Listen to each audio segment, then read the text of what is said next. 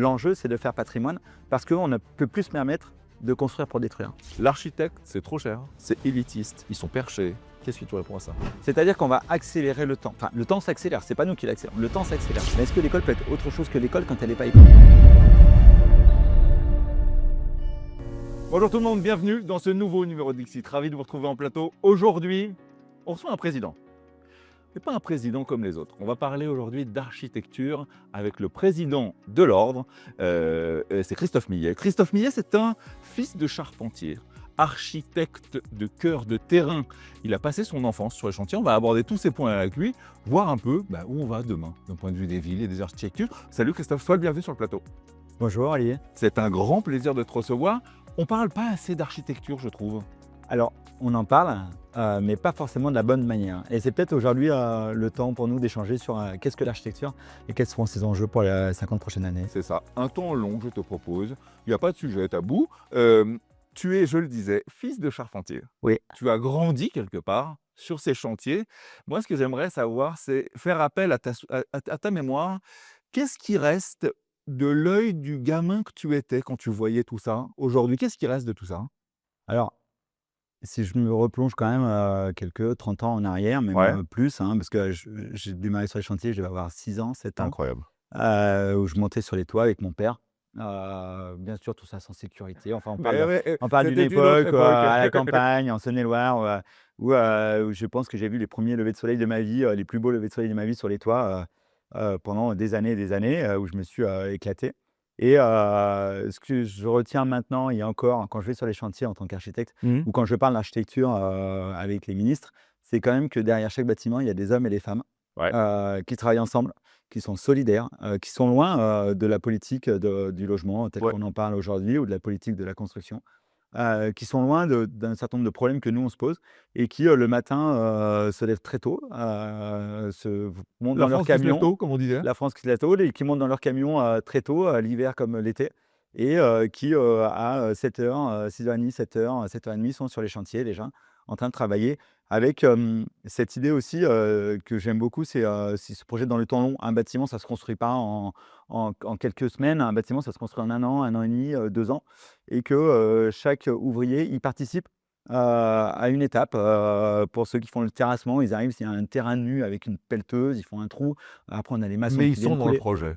Ils sont dans le projet, et j'aime bien le dire aussi parce que parfois on l'oublie, les ouvriers qui sont sur les chantiers aiment l'architecture. Ouais. Ils ne sont pas simplement des exécutants de leurs tâches. Ils aiment voir le bâtiment final, ils aiment parler à l'architecte, et ils aiment comprendre comment ils participent eux-mêmes à l'élaboration de ce bâtiment, et en général, quand on prend le temps de leur parler, c'est plutôt réussi, et on arrive à créer une cohésion d'équipe qui est indispensable sur les chantiers.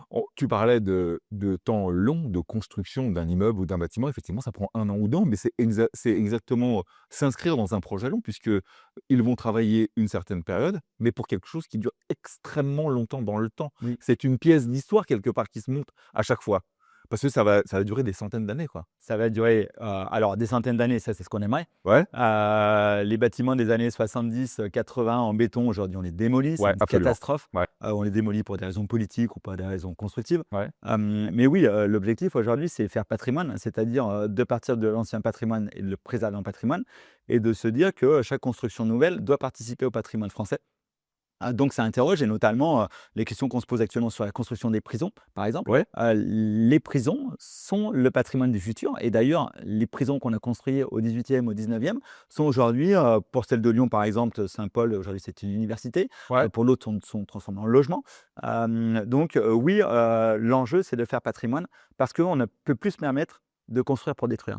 Je le disais tout à l'heure, tu es président de l'Ordre, donc c'est pas rien quand même. C'est quand même un sacré bateau. Et pour autant, tu es architecte au jour le jour dans ton agence. Pourquoi ce choix?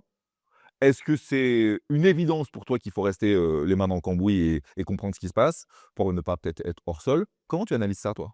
Alors, préserver les 2 activités, c'est pas un choix. Préserver les 2 activités, c'est comprendre quelle est la démarche pour arriver à la présidence de l'ordre.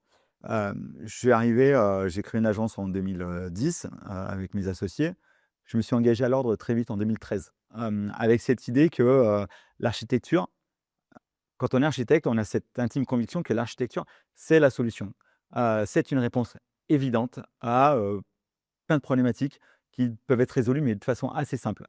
Dixit, l'économie, dixit plein de Ouais. choses, on peut résoudre plein de choses avec l'architecture à condition de faire confiance. Et puis j'ai toujours eu cette frustration, quand j'étais, jeune architecte, que, finalement on ne faisait pas assez appel à l'architecture et maintenant je le verbalise différemment, je dis: On ne convoque pas assez l'architecture». Et j'avais un peu cette colère, je l'ai dit D'accord. parfois, en moi. Donc je me suis engagé à l'ordre des architectes et puis le parcours fait que, je suis arrivé président, 12 ans après, mon engagement d'origine. Mais, la question de l'agence n'a jamais été, ça n'a jamais été C'est une pas une question de question. quitter l'agence. Ouais. Je suis arrivé à l'ordre, j'étais un professionnel, un jeune professionnel. Je suis arrivé président, je suis toujours professionnel avec un peu plus de bagage Ouais. et d'expérience.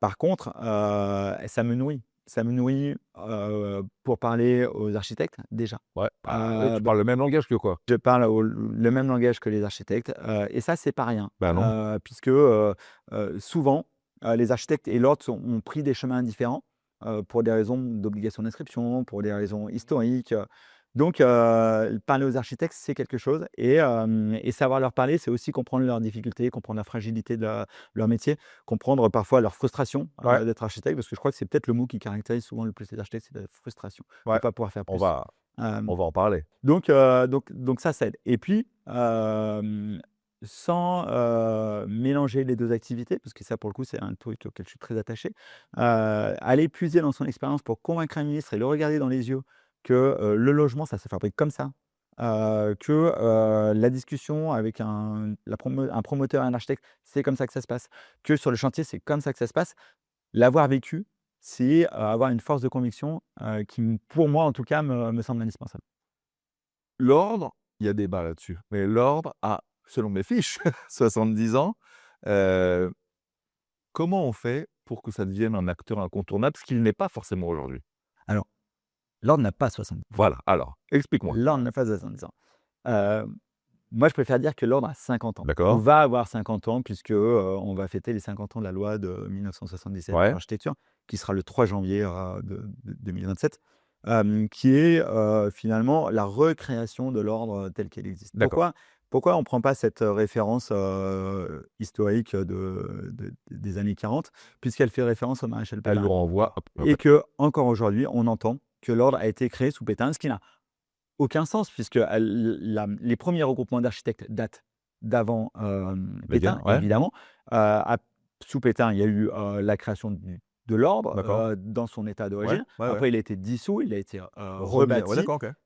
et donc dans Donc c'est l'histoire ce de l'ordre, renvoi un il y a peu eu maléfique qui, mais comme les architectes, ont souvent cette idée, où pour, peut-être alimenter une machine, ou anti-ordre, comme on trouve régulièrement, dont on arrive à l'extinction quand même de cette idée-là, hein. Les d'accord. nouveaux architectes ont un peu évacué ça, mais on ressent encore de temps en temps. Donc c'est pour ça que, moi j'aime bien dire: «L'ordre n'a pas 70 ans, l'ordre a 50 ans» Ouais, et pour le coup 50 ans, c'est une belle fête. ouais. 50 ans, c'est aussi une maturité pour notre organisation, notre institution, qui est d'intérêt public, et c'est aussi, l'âge où, tout à l'heure, parce que j'ai presque l'âge de l'ordre finalement, je suis pas C'est très loin. ça, ouais, Bah, on toi, est tu as pas très ouais, ouais, mal. moi je l'ai passé Non, moi, ça y est. c'est le moment de regarder un peu en arrière. Ouais, C'est le moment de regarder en arrière et comme, l'institution a cette chance de pas avoir, de fin en tout cas, ouais, quoi, contrairement à nous, pas on imagine en tout cas, en regardant en arrière de ces 50 dernières années, au regard de ce qu'a produit la loi de 77, l'ordre, les architectes, en bien ou en mal, on va pouvoir se projeter dans les 50 prochaines et c'est ça qui est intéressant, je trouve. aujourd'hui, heu, c'est pas un ce que je voulais dire, c'est que c'est pas un réflexe l'architecture. Heu, je vais même aller enfoncer un enfin, pas permets-moi d'être l'oiseau de mauvais augure, mais on pourrait presque considérer qu'ils sont parfois simples exécutants. Comment on change ce postulat aujourd'hui? Alors Et comment on remet cette noblesse au centre de la table? déjà, l'architecture, est qu'on prenne un architecte ou pas, mais j'aime bien rappeler ça, qu'on prenne un architecte ou pas, l'architecture est une maison, c'est de l'architecture. On construit 4 murs autour de sa maison, C'est une ça architecture, je suis crée de d'accord. la limite, c'est l'architecture. C'est-à-dire que l'architecture, qu'elle soit produite par un architecte, ou pas, Il y dans en tous a. les cas, elle l'est et ça, c'est quelque chose que j'essaie de faire comprendre notamment aux maires quand ils disent: «On peut se passer de l'architecte». Oui, vous pouvez vous passer d'un architecte peut-être, mais en tout cas, pas de l'architecture. Parce que, elle est là, c'est ce qui fait le cadre de vie, c'est ce qui fait Ouais. qu'aujourd'hui on se balade dans les rues, c'est ce qu'on voit. Donc ça, c'est ça déjà, il faut avoir cette prise de conscience et quand on a pris conscience que, l'architecture est quelle qu'elle soit, qu'est-ce qu'on a envie après? On a envie de la mauvaise architecture, de la non-architecture ou on a envie de l'architecture? Et si on a envie d'architecture, je crois que c'est un constat partagé, Ouais. il faut faire appel à ces professionnels qui maîtrisent, cette discipline, pour justement qu'elle soit, intégrée, harmonieuse, élégante et puis, comme dit un ami, qui m'est très cher, Philippe Mallet, qui produit du bonheur, Ouais. Ah oui. qui produit du bonheur et là, c'est là le défi entre autres des professionnels et de l'ordre des architectes et de l'écosystème parce qu'on n'est pas tout Récupérer seul. cette fierté de faire jouer l'architecture à plein. Exactement. Il faut montrer, que cette architecture produit du bonheur. À partir du moment où elle est maîtrisée, à partir du moment où elle est volontaire et à partir du moment où elle est partagée, elle sait produire du bonheur et c'est là, où on a une opportunité. Alors bien sûr, il y a d'autres opportunités comme, le dérèglement climatique qui va Ouais. nous amener, aussi enfin moi je trouve cette période formidable. Pendant 50 ans qui arrivent, on va devoir transformer nos territoires là où ils ont mis plusieurs centaines On d'années, est à la croisée pour des être chemins. bâtis. C'est-à-dire qu'on va accélérer le temps. Enfin, le temps s'accélère, c'est pas nous qui l'accélérons, le temps On est s'accélère. obligé de suivre. On est obligé. Le temps s'accélère parce que le climat se dérègle à une vitesse qu'on n'a jamais, connue.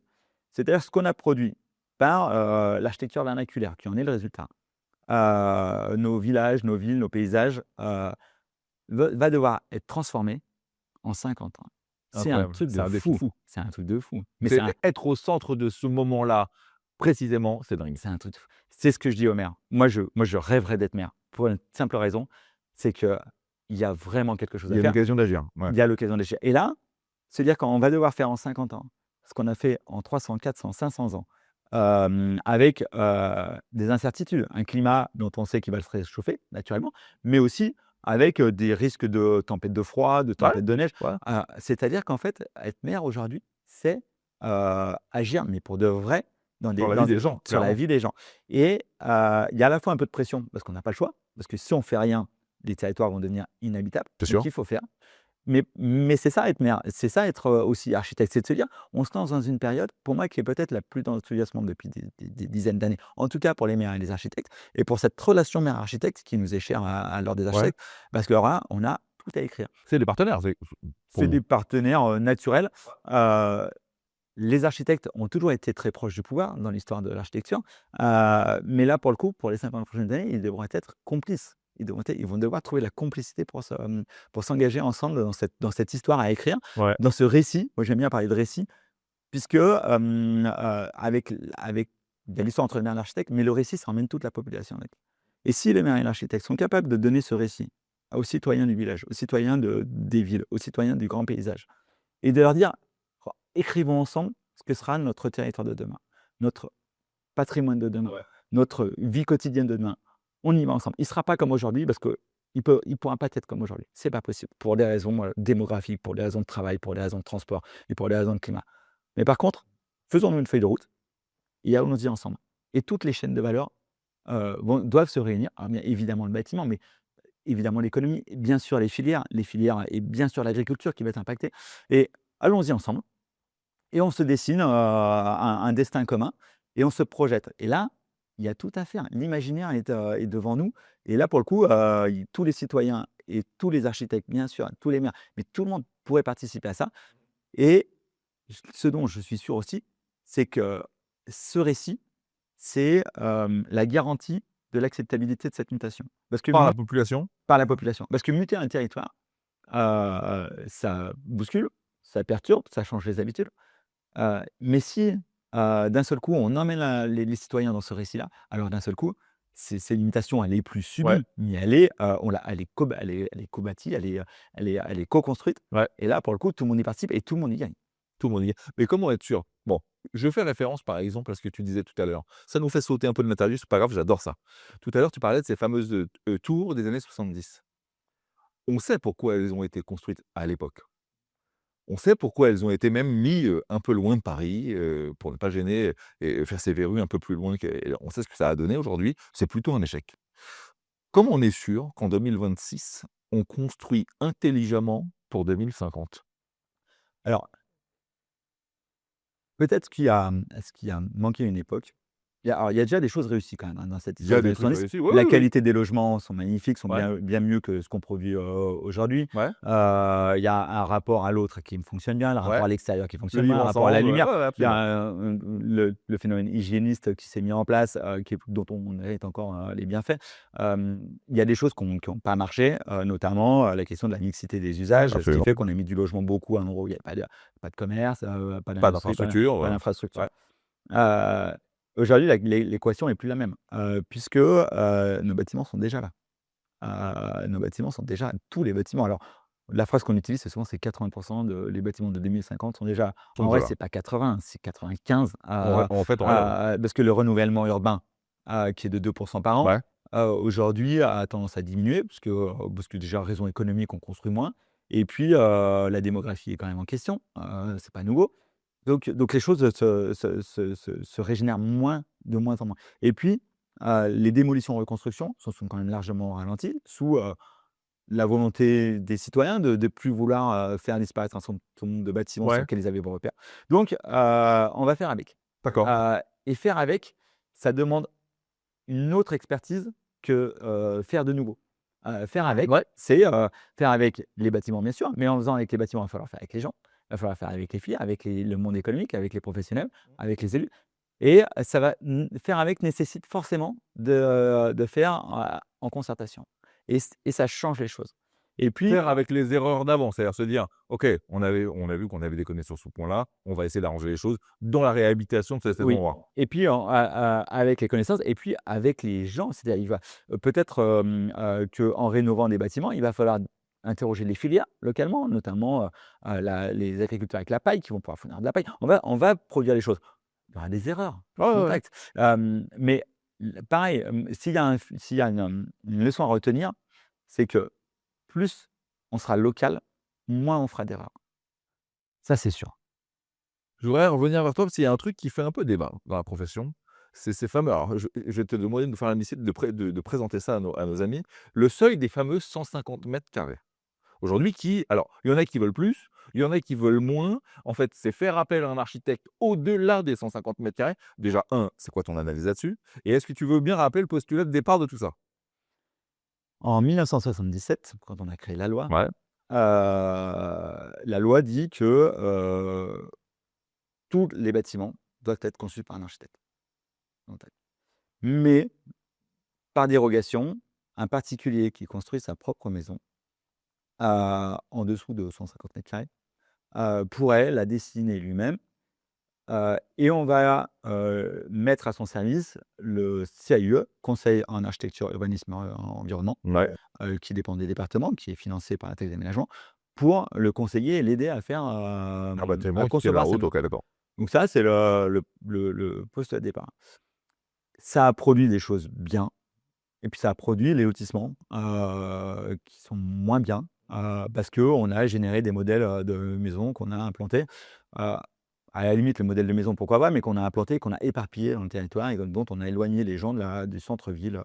Donc ce qui a produit le seuil à mon sens, qui est pas bon, c'est l'aménagement du territoire. C'est pas tant la construction en Tout elle-même, compris. c'est l'aménagement du territoire. Parce qu'en permettant de sortir, de la conception architecturale les maisons individuelles, on a fait des lotissements et ces lotissements ont éparpillé les gens et en fait, le fait d'avoir éparpillé les gens ou les avoir éloignés des centres-villes, on a perdu la sociabilité du centre-ville. D'un vrai Les fameux centre-ville. bistrots dont on parle, disparition Ouais, des ouais. bistrots, disparition de la boulangerie, l'invention du supermarché de Marie Blachère et j'en cite, pas d'autres parce qu'il y en a plein.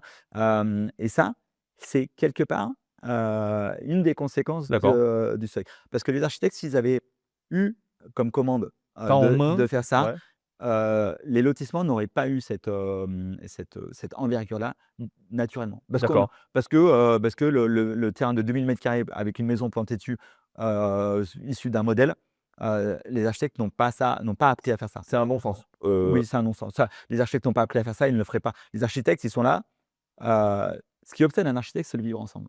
Ah oui? Ah, C'est c'est le une vivre des valeurs ensemble. principales? C'est la seule chose qu'on fait. D'ailleurs, si je me souviens bien de mon premier cours à l'école d'architecture, qu'il fallait dessiner un mur, Ouais. et un mur qui réunit. C'est-à-dire, comment on dessine un mur, dont l'objectif, n'est pas de séparer, mais un mur dont Qui l'objectif réunit. c'est de réunir. C'est l'obsession, des architectes, c'est comment on s'assure que notre intervention sur un territoire va permettre soit de préserver, soit d'améliorer le vivre ensemble. Donc OK. le lotissement, par nature, de la maison avec des haies sur un terrain de 2 000 m², dont on essaye c'est l'anti-vivre ensemble. D'ailleurs, on le voit maintenant, ce que ça donne. On entend même souvent les détracteurs de ce genre de modèle disent que c'est un non-sens également écologique. Alors, naturellement, c'est un non-sens Ouais. écologique, mais par contre, c'est une opportunité écologique. Parce que là où ils sont à un non-sens, là où ils ont été à un non-sens, ils ont produit une opportunité puisque, c'est des terrains qui sont faiblement habités. Aujourd'hui, on compte 5 maisons à l'hectare à peu près dans les Mmh. lotissements. Ouais. Avec le vieillissement de la population, on n'est pas loin de 5 habitants à l'hectare, parce qu'on a 1 à 2 Ouais. personnes qui habitent ces maisons, là où avant on avait des familles de 4, Ouais, 5. c'est ça, ouais, ouais. Donc c'est un vrai gisement foncier. Et c'est là où nous, on a fait un certain nombre de propositions pendant le Conseil national de la refondation au logement, Mmh. pour essayer de faire de ces lotissements des vrais quartiers où on va retrouver du vivre ensemble avec des aménités, techniques, ou fonctionnelles pour, aller chercher à la fois quand même de la maison individuelle qui est, un système d'habitat, enfin qui est un Mmh. habitat qui est attendu, hem mais sans, continuer à consommer du foncier, sans arrêt. Donc c'est une opportunité maintenant de faire de cette erreur une opportunité, c'est aujourd'hui toutes les chances qu'on a On qui peut le s'ouvrent à nous. faire, ouais. Heu, Attention, tu vas me détester, en fait. Pas grave. L'architecte, c'est trop cher, c'est élitiste, ils sont perchés, ils font que pour se faire plaisir eux. Qu'est-ce que tu réponds à ça? Parce qu'on l'entend, hein. Voilà. Combien ça coûte un architecte? Ah ça j'imagine que ça dépend du projet. Ouais, Ouais. J'ai aucune idée. voilà, c'est ça le problème. C'est que les C'est gens qu'en ne fait savent on pas. sait pas on sait Parce pas qu'on co on ne sait pas mettre ce qu'il y a derrière. on sait pas combien coûte un architecte. Si ce n'est qu'il y a Est-ce cette que c'est pas est-ce que alors, je vais te donner le parallèle exact. C'est le même parallèle avec les agents immobiliers. En fait, on sait pas trop ce qu'il y a derrière, on sait pas trop ce qu'ils font. C'est un peu nébuleux ce truc-là et à la fin, on sait toujours trop cher parce qu'on sait pas. déjà, pour casser, une idée reçue, Mmh. la profession d'architecte est une profession fragile, Ouais. qui ne gagne pas sa vie, qui ne gagne pas J'ai sa vie. prévu des questions là-dessus, effectivement. Dont le niveau de rémunération moyen est extrêmement faible, dans les plus faibles d'Europe. Donc déjà, faut imaginer qu'on n'est pas une profession, qui, s'encanaillerait avec des riches pour, faire Oui, plaisir aux riches. l'image du gars avec sa grosse, berline avec son cigare à la lèvre aux lèvres, C'est ça. c'est pas ça. La plupart des projets dans les agences d'architecture, 30 000 architectes partout en France, c'est quand même des petits projets de réhabilitation, d'extension, de rénovation. Ça, c'est le quotidien des architectes. Ouais. Hem, Après, la question, c'est pas de savoir combien coûte un architecte, mais je veux agrandir ma maison, je veux, me faire construire une maison. J'ai un budget, 150 000 €, 200 000 €, 300 000, 400 000, enfin ça dépend des familles et des secteurs. Ça, c'est l'important et j'ai un programme. 1 chambre, 2 chambres, 3 chambres parce que, OK. voilà et ça, une fois qu'on dit à un architecte: «J'ai ce budget, j'ai mon terrain, parce que je veux habiter là Ouais. et j'ai ce programme», heu, allez, si je donne des chiffres très rapides, Ouais. un architecte, c'est, on va dire 10 du montant des travaux, D'accord. d'accord? Une maison qui ferait, 150 m², Ça ferait 15 000 €. si on la fait à 135 m², on a gagné 10 de surface. On se paye, l'architecte on va dire: «Ouais, mais 10 c'est beaucoup». Ouais, mais Mais les sauf que ar 10 si les 15 m² qui étaient prévus dans le programme, qui sont un couloir qui sert à ils rien, sont gérés par un architecte. qui est, un hall d'entrée qui est absurde ou voire pire, que les pièces sont mal distribuées, globalement, l'architecte, il va être très Il sait faire rentable ça. dans l'histoire. Ce qu'on essaye de dire aux citoyens, aux particuliers qui veulent faire appel à un architecte, c'est: «Quel budget vous avez? Quel est votre programme?» Faites-nous confiance, on va vous amener vers le bon projet au bon prix parce que dans tous les cas, les architectes ont évidemment intérêt à que ça se construise. Faire des projets, qui soient dans l'imaginaire collectif ou des projets de papier, ça n'intéresse personne. Ouais. Donc il y a une vraie opportunité et puis il faut aussi que les architectes, travaillent sur un modèle économique qui puisse leur permettre de trouver une forme de rentabilité Ouais. sur des projets qui sont petits parce qu'on sait que, les budgets étant serrés, les honoraires des architectes sont serrés. Mais, le défi est un peu des 2 côtés. Comment on se bat aujourd'hui, face aux bureaux d'études et aux BIM qui ne cessent de grandir? Qu'est-ce que tu fais, enfin, qu'est-ce que tu fais toi et l'ordre pour la profession? Alors, surtout ne pas se battre contre. OK. Ça, c'est la 1re chose. C'est-à-dire Faut jouer que avec et pas se battre. c'est de discuter. Les compétences dont on a besoin quand on construit, c'est bien sûr de l'économie de projet, de la structure, du fluide et de l'environnement et puis, d'autres, compétences de bureau d'études dont on a besoin parfois sur des projets spécifiques. La première chose, c'est de travailler ensemble. C'est de continuer à travailler ensemble. Les nouvelles technologies, comme le BIM ou, l'IA, alors le BIM a quand même quelques années, mais ou Ouais. l'intelligence artificielle, heu, on a tous cette même appréhension. Les architectes en particulier, Il y a pas que ta profession, il y a pas que ton ordre, hein, mais clairement, oui, tu as rabattu les cartes de plein de choses, hein. exactement et puis l'impact de l'intelligence artificielle sur une profession comme la nôtre, moi je le dis en toute honnêteté, moi j'ai du mal à l'appréhender. J'ai du mal à savoir. On voit que ça rentre dans les agences pour faire des images, Bah, ouais. pour faire des notes, pour écrire, un peu, comme tout le monde, ça balbutie. Après, là, moi, je suis assez confiant, c'est que, il y a 2 problèmes, enfin, il y a 2 choses qui différencient, l'IA et le métier d'architecte. C'est que l'IA, c'est une réponse instantanée, que nous, un projet, ça dure 1 an. C'est-à-dire, on ne peut pas claquer les doigts et avoir un projet. Ouais. On ne peut pas appuyer sur un bouton et avoir un projet parce qu'entre temps, il y a plein d'acteurs, il y a plein de modifications. Donc, c'est un projet, c'est alimenté par énormément de choses, qui varient tout le temps et qui fait on a toujours besoin de modifier, modifier, Ouais. préciser et ça en gros, ça il nous faut 1 an entre le moment où on commence un projet et le moment où on le construit.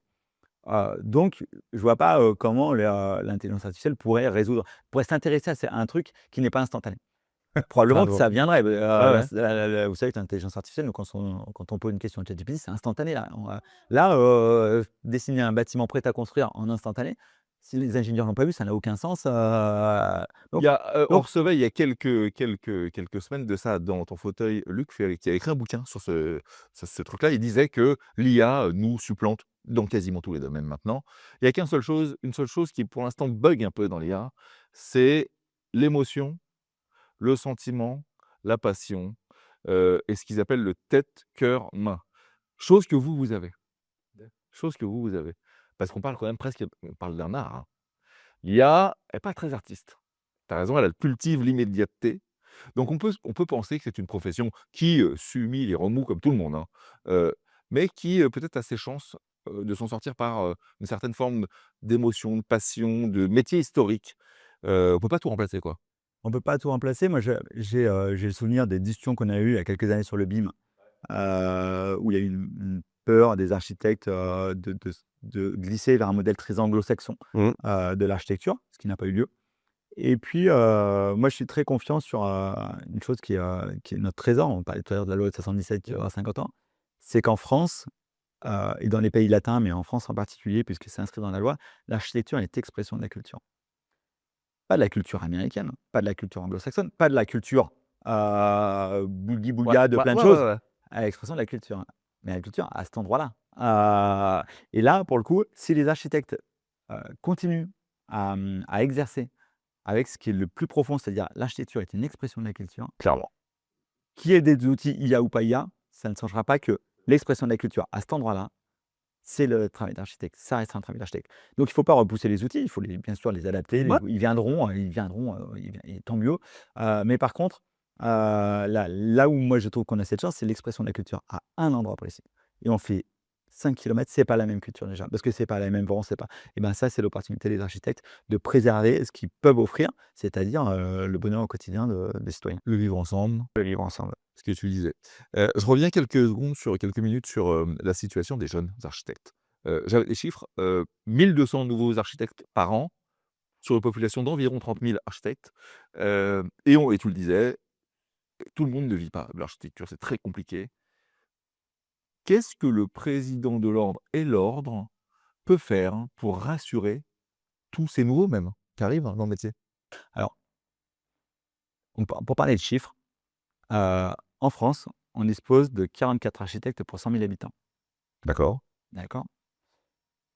On fait partie des pays où le nombre d'architectes est le moins nombreux par rapport à la population. Ah ouais? OK. En Allemagne, on est 120, au Danemark encore plus, et puis, on constate aussi que, en Allemagne, à 80 architectes entre 80 et 120, ça dépend comment on compte les architectes parce que c'est un peu compliqué comme en Mmh. France d'ailleurs. Mmh. Les architectes sont plus nombreux et ils gagnent bien mieux leur vie. C'est-à-dire qu'en France, on a cette équation qui est sur la table, qu'on essaye de résoudre, C'est qu'on est les architectes les moins concurrencés d'Europe, quasiment, Et pour autant, et pour autant les moins bien rémunérés d'Europe. Donc c'est quand même incroyable comme où ça vient c'est d'où ça l'histoire? Il est où le nœud? ça montre que l'architecture déjà n'est pas un produit, comme les autres. Parce que Ouais, sinon, si la concurrence, faisait le prix, ça marche pas pour l'architecture. Mais ça veut dire aussi que, malgré notre loi de 77 qui dit que l'architecture est d'intérêt public, heu, il y a tout plein de missions qui sont, sorties du champ de l'architecture. Et moi je Ah, qui travaille sont sortis du du champ. champ de Ah l'architecture. ouais, OK. Et moi je travaille sur 2 axes, sur lesquels d'ici à la fin 2026, j'espère avoir des résultats. Le premier, c'est toutes les typologies de projets, quelles qu'elles soient, doivent être d'intérêt public. C'est-à-dire que, qu'on travaille sur des projets d'extension, de rénovation, de surélévation, de neuf, de démolition. Ils doivent être d'intérêt public, donc ils doivent revenir dans une agence d'architecture. Parce que l'architecte prête serment, l'architecte est tiers de confiance et il porte l'intérêt public. Ça, c'est la première chose. Donc ça, c'est ce qu'on est en train de travailler aujourd'hui avec, les différents ministères. D'accord. Et la deuxième chose, le deuxième la deuxième arme que j'ai, pour ces jeunes architectes, c'est que, l'intérêt public ne s'arrête pas à l'autorisation de construire, à la demande de déclaration préalable ou, de permis de construire. L'intérêt public, c'est aussi tout le champ de la construction. Donc, je suis un fils de Mmh. charpentier, Mmh ça mh. me tient encore plus à cœur, jusqu'à la livraison, jusqu'au résultat, voire même, on peut Après. aller jusqu'à l'entretien Ouais. d'un bâtiment. On peut aller si on veut les garder Ouais. sur un certain nombre d'années, de dizaines d'années. Et donc ça, c'est mon deuxième axe de travail. C'est comment on assure que l'intérêt public de l'architecture soit porté tout au long de la vie, de la conception, de la fabrication, de la maintenance d'un bâtiment. Et les 2 champs que les architectes doivent réintégrer, c'est ceci, c'est les typologies de projets. Ouais. Notamment, les réhabilitations doivent être des projets d'intérêt public, donc revenir dans les agences d'architecture. Et le chantier doit revenir dans les agences d'architecture. Et d'un seul coup, là où on a l'impression, où on nous dit parfois que, les architectes sont trop nombreux en France, d'un seul coup, on ne sera pas assez, je Ouais. pense. Ça sera l'inverse. Et la valorisation, la place de l'architecte dans le débat public, ou voire même la place de l'architecte dans l'échelle économique, dans le parcours économique, quand on va sur les chantiers, on n'a pas le même rôle. On n'est pas qu'un dessinateur. On n'est pas un concepteur. On n'est pas que quelqu'un qui prend des honoraires pour dessiner quelque chose. Ouais. D'un seul coup, on va diriger des entreprises. On va, livrer un bâtiment. On va mettre des bottes pour aller mettre les pieds, dans le béton ou où on sera dans le Oui, dans le bois. et porter une certaine forme de responsabilité. Et porter une forme de Ça vous responsabilité. engage quelque part. Et puis, montrer aux maîtres d'ouvrage, aux utilisateurs, voilà ce qu'on fait. Ça, la conception, elle est en chambre souvent. Quand je dis en chambre, elle est dans les agences. Le chantier, pour moi, c'est ce qui remet l'architecte, au cœur de discussion, et c'est là où on les voit. C'est là, moi, j'aime bien cette anecdote. Je suis président de l'ordre des architectes, jusqu'à mes 17 ans, je n'avais jamais bien acheté de ma vie. Ah oui, OK. Je n'avais jamais bien acheté de ma vie. Mes parents habitaient dans un lotissement. Ouais. Pas construit par un architecte. Ouais. Mon père, charpentier, avait dessiné sa propre maison, Ouais. construit par ses copains. Et après, j'ai vécu ma vie, au lycée, au Pas collège, au lycée, besoin, ouais, OK. sans jamais voir un Ouais, architecte. ouais. C'est pas possible. On voyait un notaire, on voyait un avocat, on voyait un géomètre, mais un architecte, on n'en voyait pas. Et c'est-à-dire qu'il y a tout un pan des territoires, celle en dessous du seuil des 150 mètres Ouais, carrés, ouais. sur lequel il n'y a plus d'architecture et il n'y a plus d'architecte. Et ça, c'est pas possible. Et moi, j'ai eu la chance de rencontrer des architectes sur les chantiers à la fin, à la fin de ma carrière Ouais. de charpentier, où j'ai rencontré des Ouais. architectes qui avaient dessiné les bâtiments. Et c'est là où j'ai pu faire la connexion. Mais c'est le champ qu'on doit J'ai compris que ça fasse travailler. partie de ta feuille de route, tout ça, mais j'ai envie de te dire oui, mais, mon cher Christophe, il ne t'aura pas, échappé, qu'à l'heure où on se parle et à l'heure où on enregistre cette émission, on a un gouvernement qui est pas très immobilier et donc par destination qui est pas très bâtiment, qui est pas très architecture. Il ne t'aura pas échappé que, les ministres, ça vient, ça va, oui. Donc est-ce que tu as pas peur que jusqu'à 2027, et encore ça c'est dans le meilleur des cas, il y a pas une certaine forme d'attentisme de tout ça et de trucs un peu Alors, plan-plan? Je comprends ta volonté d'y aller, je comprends ta volonté, le côté opiniâtre que tu peux avoir de ça, mais est-ce que tu vas être suivi là-dedans?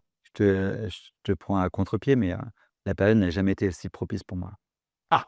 Elle n'a jamais été aussi claire et lisible pour moi OK, que, cette période avant les présidentielles. d'accord. Pourquoi?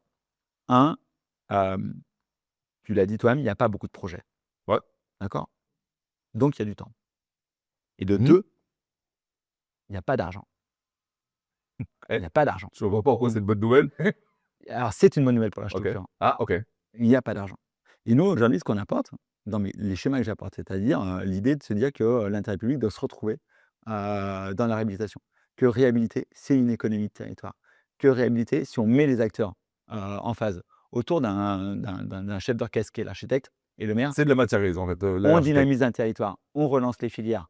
Et là, pour le coup, il y a une véritable opportunité pour les territoires. Ça ne, je J'adore. ne demande pas un centime à l'État. Quand je vais voir les ministres, c'est pour ça que je suis hyper bien reçu d'ailleurs.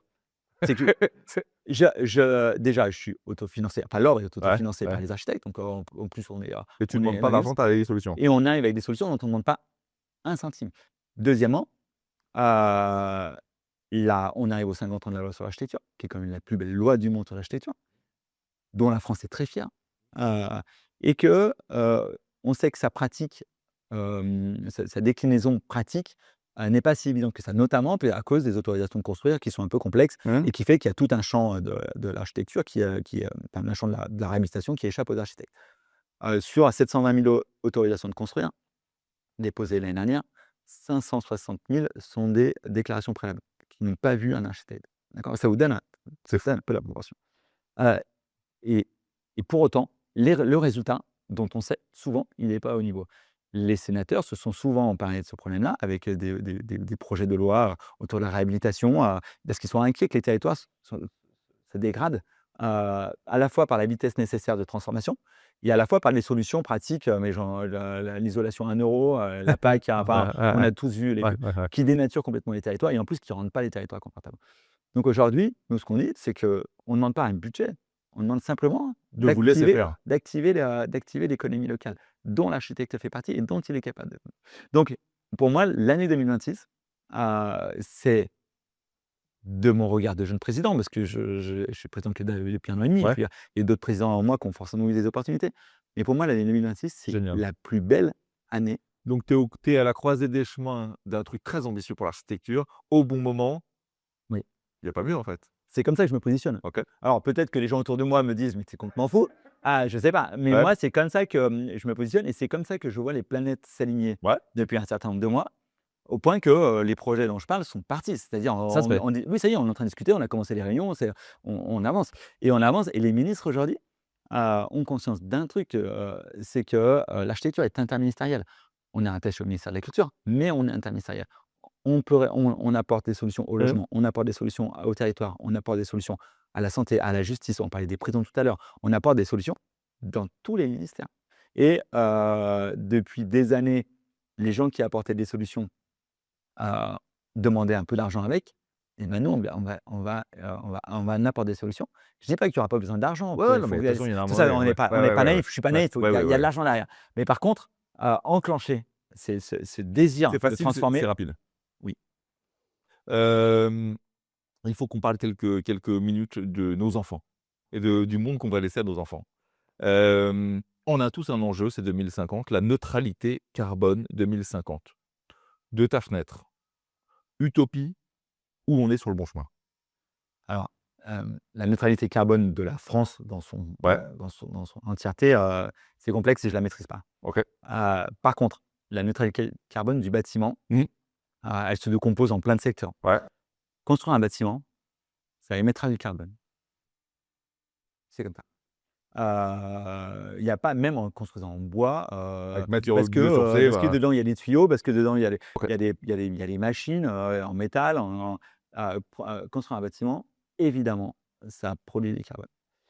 Ça envoie du carbone et on n'a pas d'autre solution, voilà. Ce qu'il faut, c'est le limiter et la ressource, c'est qu'on a je disais tout à l'heure, il y a un nombre de bâtiments qui sont déjà là, Ouais. dont le capital carbone est déjà, complètement, Comptabilité, comptabilisé. amorti, OK.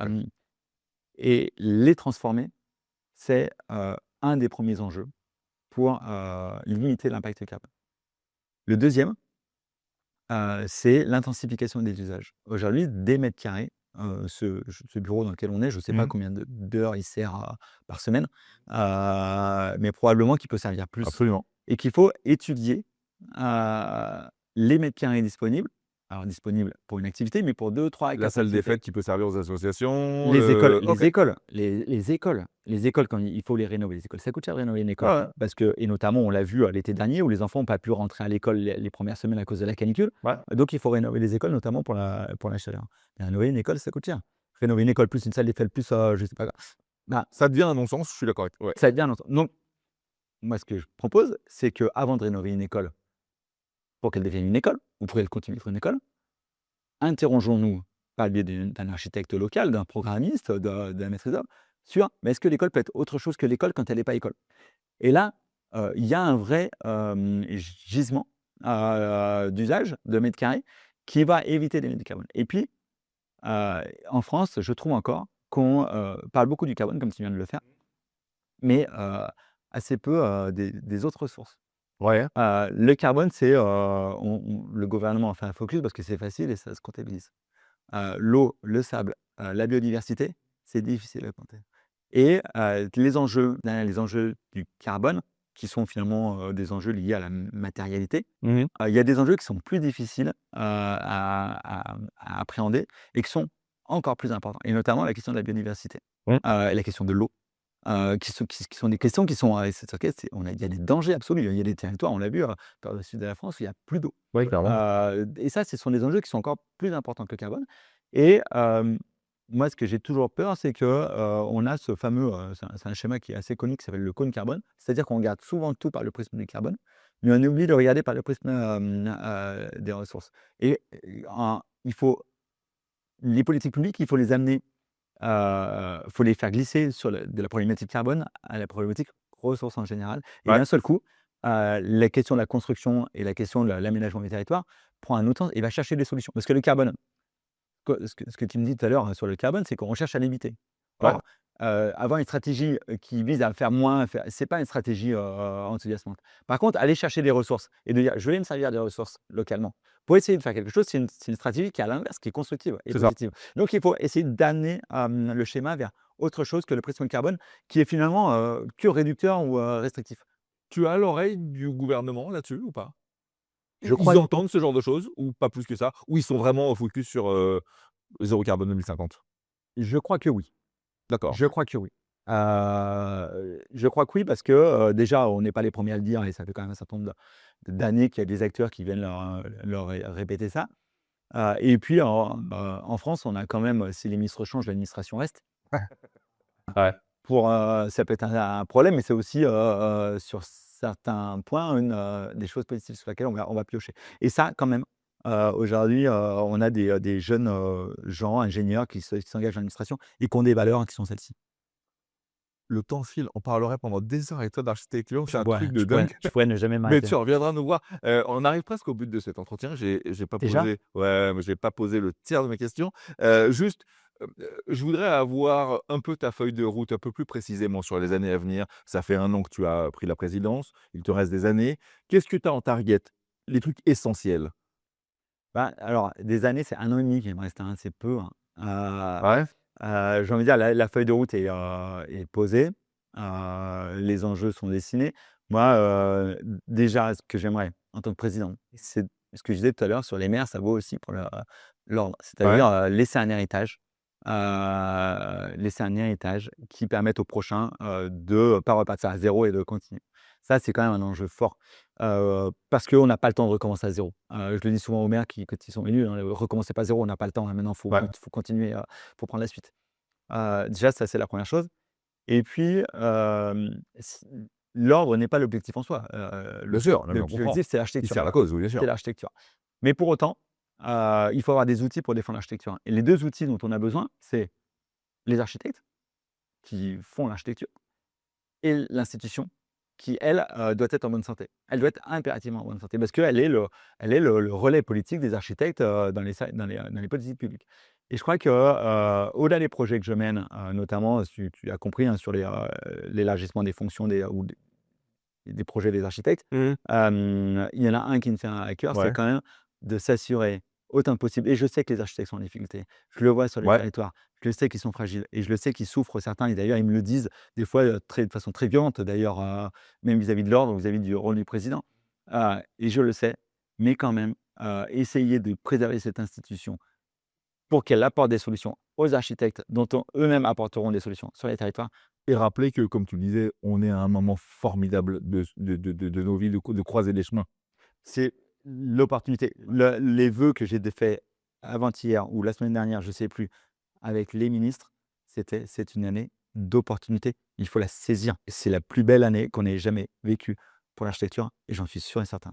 Il nous reste une question et c'est un pouvoir magique que je vais te donner. Je le donne à tous mes invités, c'est le CTRL-Z. CTRL-Z, c'est revenir en arrière sur quelque chose, un moment de ta vie. Maintenant que tu connais la suite du chemin, un moment ou un truc où tu aimerais bien revenir et faire le truc un peu différemment. Tu choisirais quel moment? Ah, ça peut être avant ma vie. Ouais, vas-y. Heu, si, je suis obsédé par l'architecture évidemment. Si je devais réécrire quelque chose, c'est le moment dont j'ai du mal à définir le point zéro. Ouais, Mais ouais. c'est quand la France, les politiques publiques, les citoyens se sont désintéressés de l'architecture. Il y a un moment que j'ai du mal à Ouais, à connaître ce dater, point ouais. zéro, Ouais. parce que ça n'a pas été, franc. Comment est-ce possible que, on soit obligé de se batailler en France, pour que l'architecture soit d'intérêt public, qu'elle soit reconnue comme telle? Et ben ça, si je pouvais revenir en arrière et Et trouver ce changer ce moment-là, truc-là, ce petit point. j'aimerais bien juste tourner le bouton pour que ça soit dans l'autre sens. Voilà, Christophe Millet, tu viens de terminer ton Dixit. déjà. Bravo. Et j'espère bien que tu reviendras nous donner Alors des avec nouvelles de ce formidable enjeu qu'on a tous. Merci pour ton temps. On sait qu'il est très compté en ce moment. T'as pas le temps, il faut que tu y ailles. Mais merci d'avoir partagé ce bon moment avec nous. merci à toi. On va vous mettre en bas de cette vidéo toutes les informations pour vous intéresser à ce sujet qui, t'as raison, il n'est pas assez connu. Il faut qu'on en parle plus. Merci encore. Vous qui nous regardez, on se retrouve vite pour un nouveau numéro de Dixit. D'ici là, tâchez d'être heureux parce que le reste suit toujours. Bye bye.